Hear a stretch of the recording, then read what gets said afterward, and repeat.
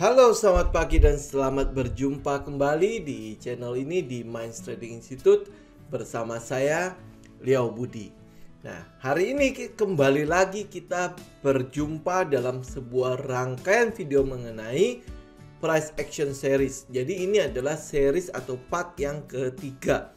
Jadi sudah ada 2 part yang sudah ada di channel ini ya. Teman-teman bisa melihat kembali yang part pertama dan part kedua agar nyambung nih ya, jangan sampai tidak nyambung. Tiba-tiba udah ada di sini, terus habis itu bingung apa yang kita bicarakan. Oke? Nah, di video kali ini kita akan bicara mengenai teori Dow.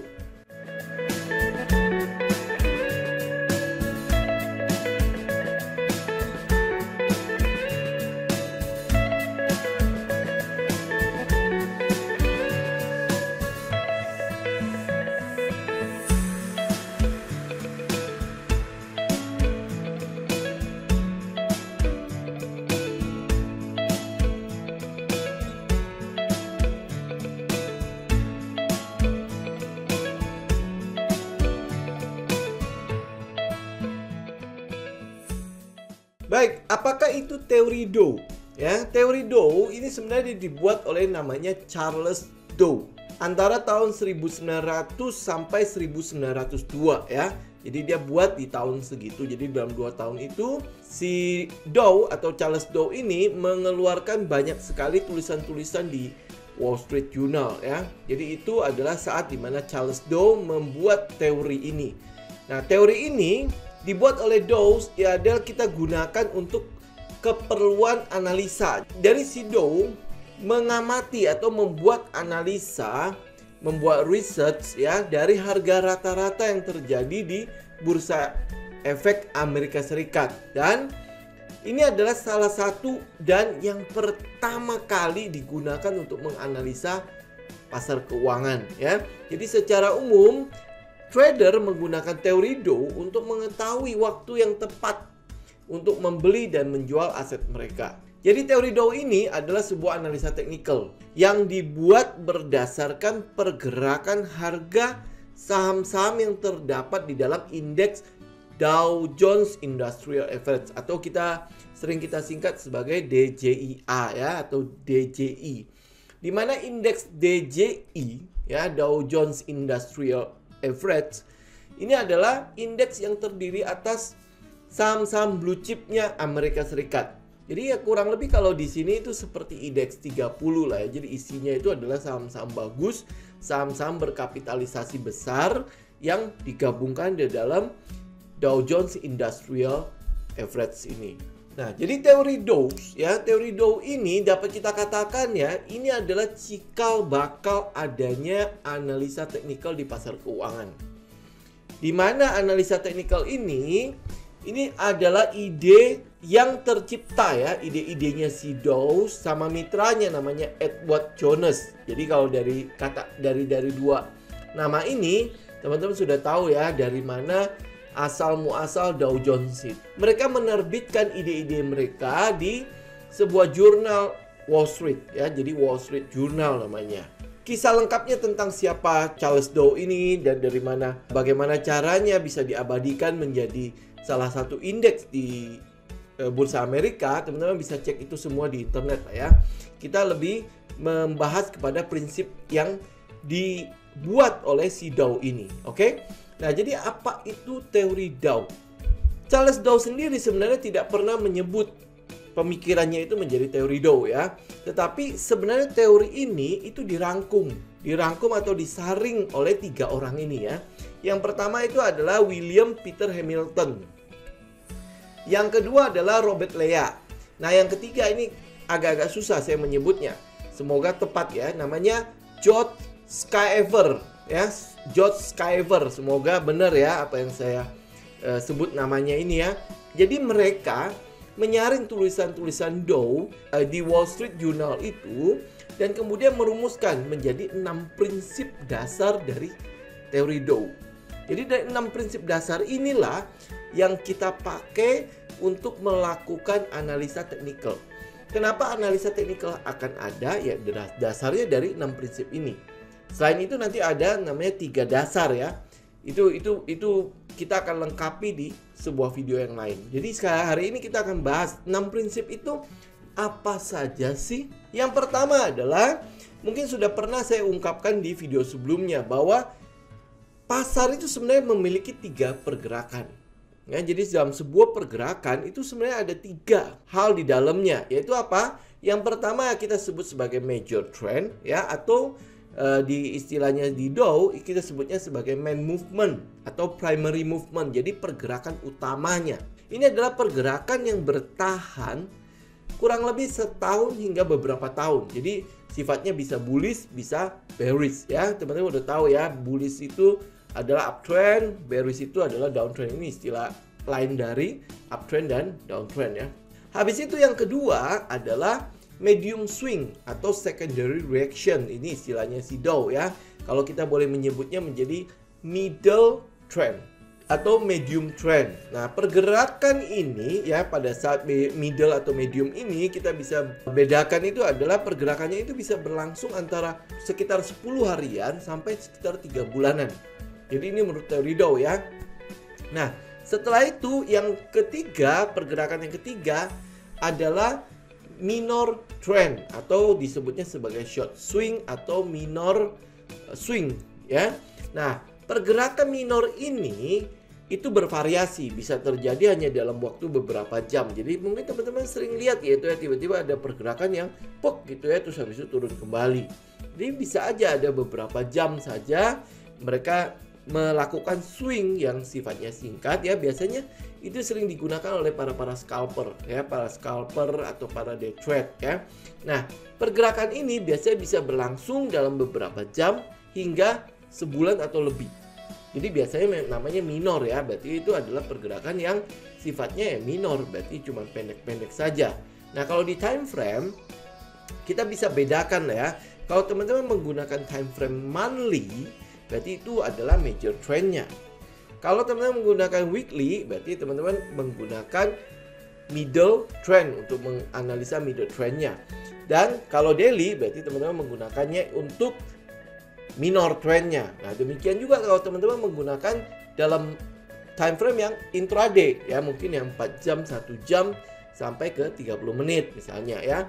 Atau mungkin teman-teman menggunakan 30 menit, 15 menit ke 5 menit. Jadi ya ada 3 time frame yang teman-teman bisa gunakan untuk mendeteksi 3 pergerakan dari pasar tersebut. Jadi ada major, ada middle, dan ada minornya. Cuman kalau saya, daripada kita bias sampai harus 3 time frame, saya lebih baik membatasi diri sampai 2 time frame saja. Karena sifat saya adalah swing. Beda kalau misalnya teman-teman adalah position, ya. Berarti position teman-teman perlu tahu major trendnya itu apa. Ya, karena teman-teman mau ikut sampai trendnya patah, kan. Nah, soal trendnya patah, bagaimana cara melihatnya segala macam, nanti kita akan bicara di sebuah video lagi. Jadi benar-benar ini akan menjadi satu rangkaian price action series yang saya berharap adalah yang paling lengkap di pasar ini. Oke? Nah, ketika trend ini bisa terjadi secara simultan atau dalam waktu bersamaan. Jadi bisa aja di minor trendnya itu dia adalah downtrend, di middle-nya dia masih uptrend, apalagi di majornya pasti dia uptrend, ya. Atau dia bisa jadi bullish semuanya, di minornya bullish, di middle-nya bullish, di majornya pun bullish. Berarti itu kan kita sebut sebagai strong uptrend, ya.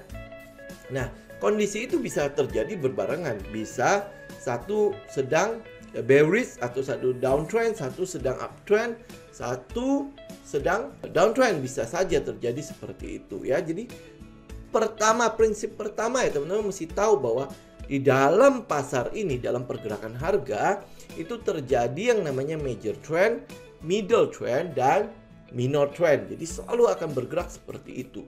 Oke?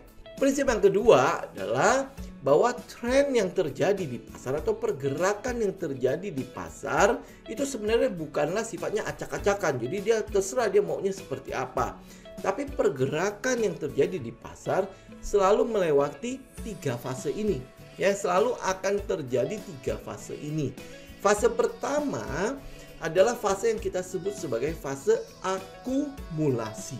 Jadi di mana fase ini smart money, investor atau trader yang memiliki informasi atau ya kayak insidernya lah, atau mungkin mereka memiliki data yang jauh lebih baik daripada kita, itu mulai melakukan aksi beli.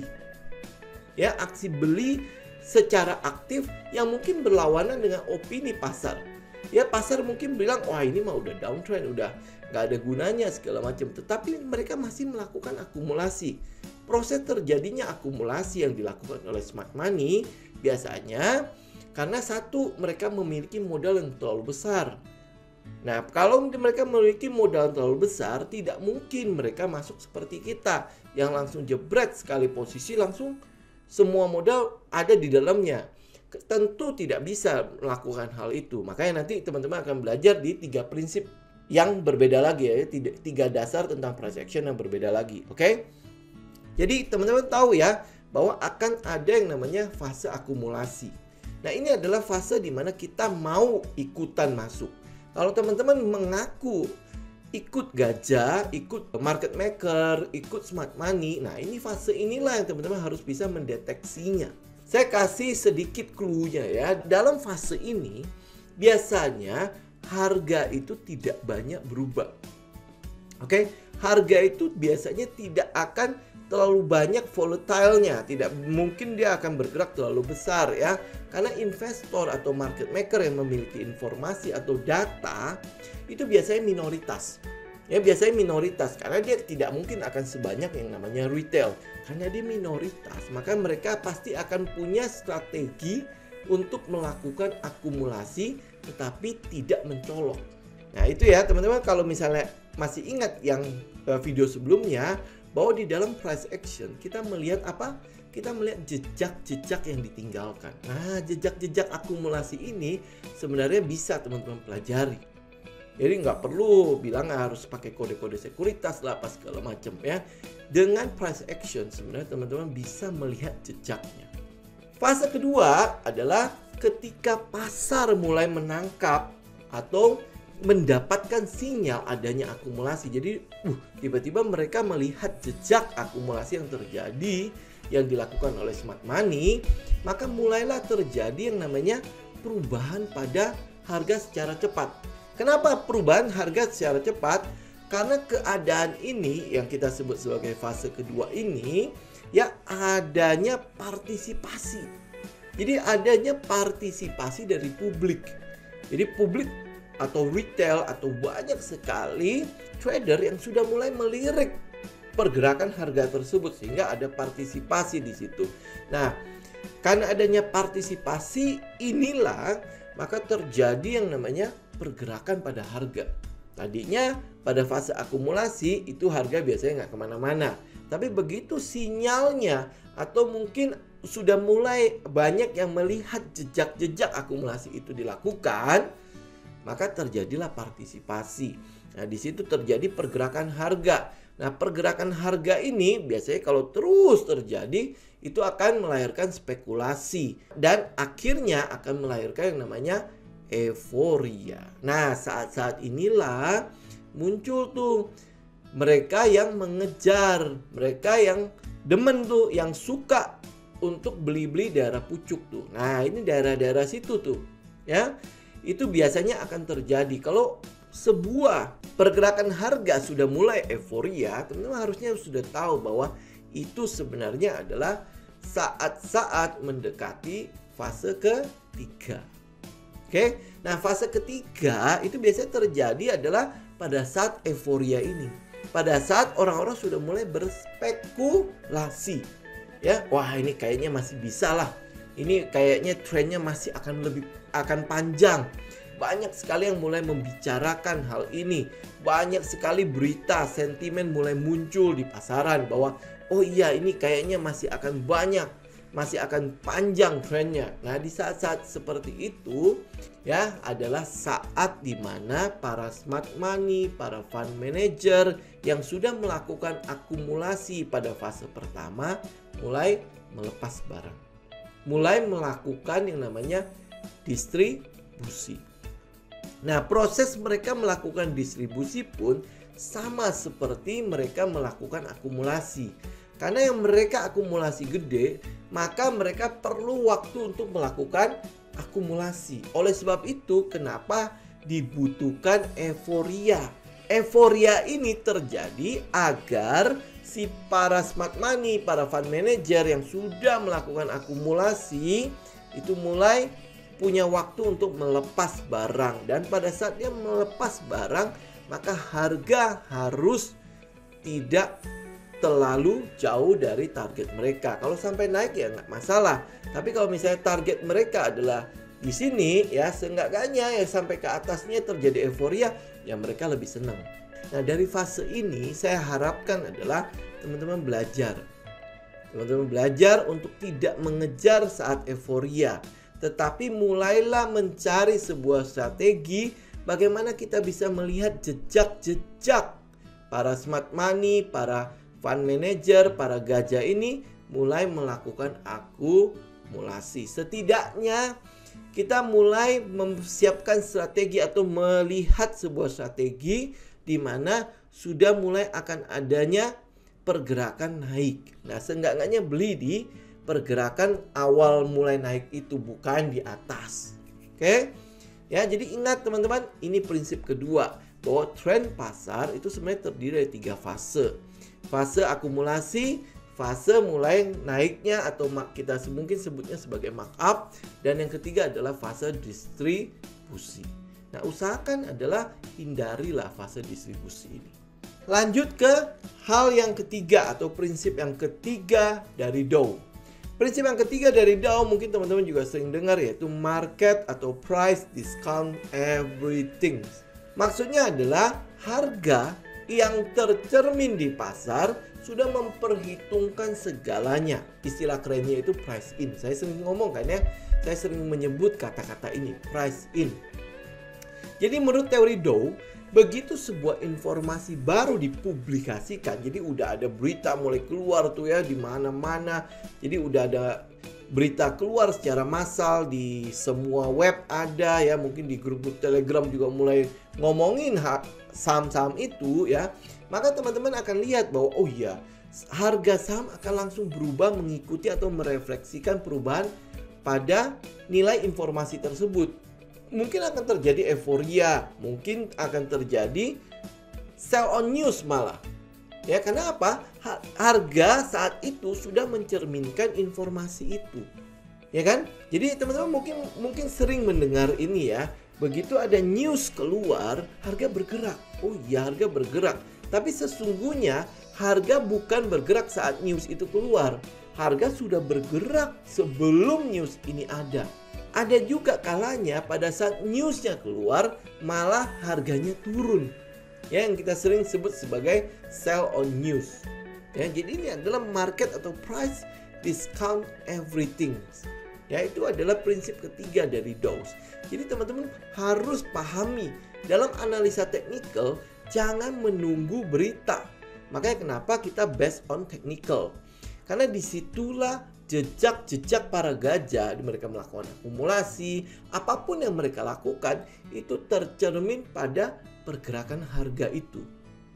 Jadi yang teman-teman lakukan adalah sudah tahu prinsip ini, maka sesuaikan metode teman-teman.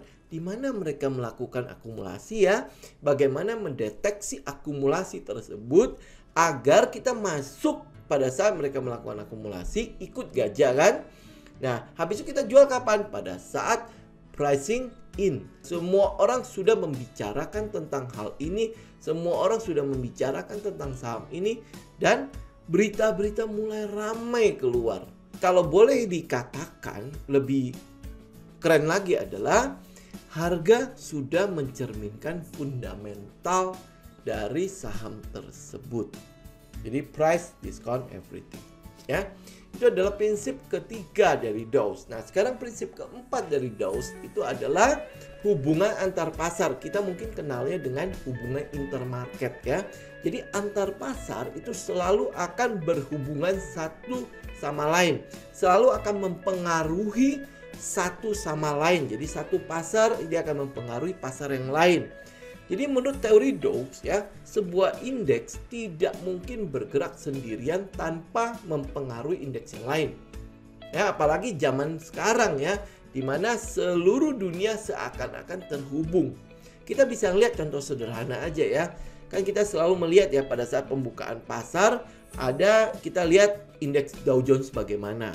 Kondisi pasar pada indeks Dow Jones bergeraknya itu mulai mungkin patah trend bullish atau bearish ya. Biasanya indeks-indeks Asia akan ikut, termasuk indeks Indonesia. Apalagi saat keluar data-data tidak bagus ya. Jadi indeks akan cenderung mengikuti. Ya, sama halnya dengan kalau misalnya satu sektor ya, kayak sektor perdagangan lah, tidak mungkin dia bergerak kalau tanpa ada pergerakan pada harga atau pasar komoditas. Ya, demikian selanjutnya. Jadi hubungan intermarket itu benar-benar sangat erat. Termasuk pada saat pasar uang yield bonds mulai bergerak naik melebihi yield pada pasar equity, biasanya akan terjadi yang namanya perpindahan dari pasar equity menuju ke pasar uang. Jadi likuiditas di pasar modal akan berkurang karena pindah ke pasar uang. Ya, jadi hubungan intermarket ini teman-teman perlu masukkannya ke dalam analisa. Nah, ini karena prinsip inilah muncul analisa yang berhubungan dengan konsep top to down. Ya, top to down kayak misalnya kita bilang dari Dow Jones ke Asia, terus habis itu baru ke indeks IHSG, terus baru ke saham-saham ya. Kita akan bahas topik ini di video berikutnya. Jadi bagaimana cara konsep top to down ini melakukan analisanya. Oke? Sekarang kita lanjut ke prinsip kelima dari Dow. Prinsip kelima dari Dow itu adalah trend selalu dikonfirmasi oleh volume ya, atau saya boleh katakan pergerakan selalu dikonfirmasi oleh volume. Teori ini meyakini bahwa volume perdagangan itu mengkonfirmasi pergerakan dari harga. Karena harga ya ketika dia bergerak dengan volume yang rendah, maka akan terjadi banyak penafsiran di situ ya terhadap pergerakan tersebut ya, yang kita sering sebut sebagai pergerakan anomali. Harga naik lumayan kencang tapi volume kecil. Lah ini kok aneh gitu ya. Ya, namun ketika pergerakan disertai dengan volume yang tinggi, maka si Dow ini mempercayai bahwa inilah pergerakan pasar yang sesungguhnya. Jadi tidak boleh terjadi anomali. Anomali itu berarti harga bergerak volume kecil, atau harga bergerak atau naik atau turun volumenya kecil, itu kan anomali namanya. Nah, di sini trader dituntut untuk berhenti untuk menganalisa dulu sebentar. Kenapa ini terjadi? Apakah akan terjadi pembalikan arah atau apa? Karena prinsip ini ya, maka muncul satu topik atau satu metode yang kita sebut sebagai volume price analysis. Ya, jadi semua metode-metode yang ada di pasar sebenarnya berhubungan dengan prinsip-prinsip dari si Dow ini. Nanti ada beberapa prinsip yang lain lagi ya. Kita akan bahas tentang 3 dasar atau 3 landasan dari price action yang di video berikutnya. Oke? Teori Dawes yang terakhir, teori Dawes yang keenam adalah sebuah trend selalu berlanjut sampai muncul tanda-tanda yang jelas yang menunjukkan bahwa trend itu berakhir. Ya, jadi teman-teman bisa lihat ya, di video sebelumnya juga kita udah belajar tentang bagaimana cara mengetahui atau mengidentifikasi yang namanya kondisi pasar. Kondisi pasar ini bagaimana terbentuk ya dalam sebuah chart ya. Nah, dari situ aja teman-teman bisa lihat ya, bagaimana kita bisa mengenali yang namanya trend ini sudah mulai patah atau trend ini mulai berubah arah atau reversal atau dia continuations ya. Di situ kita belajar, oh ini ternyata dari prinsip ini menunjukkan bahwa sebuah trend itu selalu akan berlanjut ya sampai ketemu satu tanda yang jelas yang menunjukkan bahwa trend itu akan berakhir. Jadi teori Dawes berpendapat bahwa trend ini tetap akan ada. Jadi selalu akan ada trend. Makanya nanti ada 3 kan. Satu keadaan yang namanya trending. Trending ini kan ada 2 ya. Ada uptrend dan ada downtrend yang kita sebut sebagai bullish dan bearish. Ya, satu trend lagi adalah sideways. Jadi trend itu selalu akan ada. Mungkin dia sedang sideways, itu juga trend. Dia mungkin sedang downtrend, itu trend. Dia sedang uptrend, itu trend. Jadi trend itu selalu akan ada. walaupun mungkin terdapat noise di dalamnya. Nah, noise ini ya sering kita istilahkan mungkin ya kayak ya kita sebut itu sebagai fall breaks out ya, false breakdown ya. Habis dia breakout terus dia turun lagi. Habis dia mungkin dia breakdown ya, kelihatannya seperti mau turun, dia balik lagi. Nah, kita butuh konfirmasi akan hal itu. Bahkan ada kalanya nih ya, pergerakan harga bergerak berlawanan dengan keadaan pasar. Jadi tren yang ada seperti apa, dia bergerak berlawanan dengan arah pasar. Itu sering kali mungkin kita sering lihat ya, ada saham kita indeks lagi bagus-bagusnya dia merah sendiri. Tetapi pada akhirnya pergerakan harga tersebut akan kembali melanjutkan pergerakan dari tren yang ada. Jadi dia mungkin saja dia berlawanan, tetapi itu hanyalah noise. Ya, nah itu makanya teman-teman mungkin akan mengenal beberapa istilah seperti ini ya. Itu noise ya, noise berarti sebuah false ya, false sinyal dan lain sebagainya. Nah, untuk prinsip ini di sini ya muncul yang namanya subjektivitas. Ya, kalau prinsip-prinsip yang lain mungkin teman-teman bisa lihat ya, mungkin ya kita bisa punya satu persamaan lah ya. Tetapi kalau udah menyangkut soal sebuah trend berlanjut, dia reversal atau apa, ini di sini muncul subjektivitas. Di sini muncul yang namanya satu trader A melihat dia pattern ini, satu trader B dia tidak melihat pattern itu, dia melihat pattern yang lain. Satu trader C misalnya dia melihat dia udah di support atau di resisten dan sebagainya. Nah, di sini mulai yang namanya subjektivitas terjadi. Jadi dalam menilai sebuah perubahan pada trend itu sudah kembali lagi pada diri kita. Bagaimana kita disiplin, komitmen pada strategi dan trading plan-nya kita. Metode kita seperti apa, ikutin. Setelah kita melakukan analisa, itu kebiasaan ya. Karena hal ini, karena prinsip ini, kita seringkali udah melakukan persiapan, terus tiba-tiba kita ngelihat ke kiri ya, ke kanan. Loh, kok mereka berbeda dengan saya ya? Kayaknya saya harus ikut mereka. Kita menjadi tidak yakin dengan apa yang kita lakukan. Ya, karena prinsip ini, teman-teman. Oleh sebab itu, di sini ya, kita akan bicara nanti kenapa penting sekali sebuah metode, sebuah analisa teknikal, kita perlu balut itu dengan yang namanya money management dan psikologi trading. Nah, teman-teman, kalau melihat 6 prinsip di atas, setidaknya kita bisa mulai melihat lah ya. Saya juga berharap teman-teman udah bisa mulai melihat bahwa analisa teknikal, sebuah pergerakan harga, sebuah analisa dalam menilai sebuah pergerakan harga terhadap sebuah aset ya, entah itu teman-teman pakai itu di saham, di forex maupun di komoditas, sesungguhnya bukanlah sebuah pergerakan yang acak-acakan. Ya, di sini makanya kenapa banyak sekali trader yang mencari pola. Dan semua trader prinsipnya adalah mengikuti 6 prinsip ini. Jadi semua pergerakan harga tidak terjadi begitu saja. Tetapi mereka memiliki landasan atau dasar terhadap pergerakan tersebut. Jadi 6 prinsip inilah adalah landasan dan dasarnya. Ke-6 teori di atas, ya, ke-6 prinsip Dow di atas memberikan kepada kita sebuah gambaran ya, apa sebenarnya yang terjadi di pasar. Pasar selalu akan mengulangi kembali prinsip-prinsip tersebut, terutama yang 3 fase tersebut ya, akumulasi, markup, dan distribusi. Balik lagi nanti mereka akan melakukan akumulasi, markup, distribusi. Akumulasi, markup, distribusi itu adalah fase yang akan terus berulang. Nah, di video berikutnya kita akan lengkapi teman-teman price action series ini dengan 3 dasar lagi. 3 dasar utama dalam melakukan analisa teknikal selain 6 prinsip ini. Jadi saya akan melengkapi teman-teman, ini senjata-senjata kita dalam melakukan analisa. Prinsipnya atau dasarnya atau landasan kita melakukan analisa teknikal itu adalah 6 prinsip ini plus 3 dasar yang teman-teman akan pelajari di video berikutnya. Oke?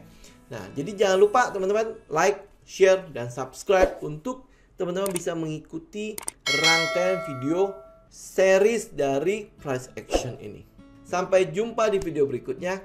Salam tim.